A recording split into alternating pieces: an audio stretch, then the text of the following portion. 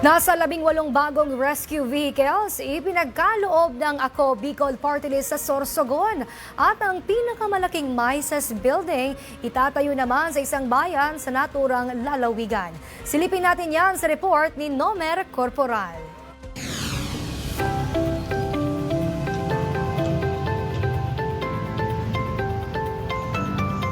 Matagumpay na na-turnover ng Ako Bicol Party List ang 18 rescue vehicle sa probinsya ng Sorsogon nitong nakaraang Biyernes sa tapat ng Kapitolyo sa Barangay Burabud, Sorsogon City. Pinangunahan mismo ni Ako Bicol Party List Representative Attorney Alfredo Pido Garbin Jr. ang nasabing seremonya. Ayon pa sa kongresista, isang paraan din nila ito ng pasalamat sa patuloy na suportang ibinibigay ng gobyerno probinsyal sa Ako Bicol. Ang purpose is for public use, whether it be for disaster risk reduction, rescue, medical services, dapat talaga duman ang focus kay ining vehikulong ito. Naging posible naman ang nasabing proyekto dahil sa inisyatibo ng Ako Bicol Party List sa panguna ni Congressman Elizalde Co. Katuwang si Pangulong Ferdinand R. Marcos Jr. at ni House Speaker Martin Romualdez. Labis naman ang pasalamat ni Matnog Mayor Bobet Rodriguez sa Ako Bicol Party List dahil isa ang kanilang munisipyo sa nabigyan ng rescue vehicle.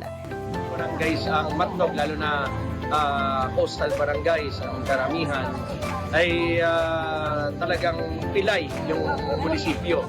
And maswerte tayo ngayon dahil nandiyan yung Ako Bicol Party List na tumulong sa atin na magkaroon tayo ng bago na rescue vehicle na matutulungan natin, mas lalo na ating mga kababayan. Samantala, naging matagumpay din ang isinagawang groundbreaking ceremony ng itatayong MISES building sa Barangay San Vicente, Castilla, Sorsogon. Ito ang pinakauna at pinakamalaking MISES building sa buong lalawigan ng Sorsogon, kung saan maaari itong makapag-cater ng 16,000 na individual. Nakulaon na blessing dahil nasayang ang boto niya to ng mga taga-Castilla na itinaw niya to sa Ako Bicol Party List.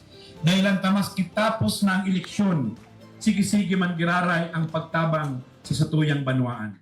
Aabot naman sa 2,000 residente mula sa Barangay Makalaya, San Isidro, Barangay Kumadkad at Barangay San Vicente ang naging benepisyaryo sa ginanap na medical mission ng Ako Bicol Party List sa bayan ng Castilla. Isa sa mga nakatanggap ng libreng serbisyong medikal, ang 75 years old na si Lola Victoria Argote. Salamat po. Ay, maraming salamat po sa Ako Bicol. Siniguro naman ng Ako Bicol Party List na patuloy silang magtatrabaho sa Kongreso at sisikaping makakuha ng pondo mula sa national government upang maisakatuparan ang mga programang makakatulong sa ating mga kababayan na nangangailangan ng tulong hindi lang dito sa Bicol Region, pati na rin mula sa iba't ibang parte ng bansa. Para sa totoong balita sa Bagong Pilipinas, Nomer Corporal, Congress News.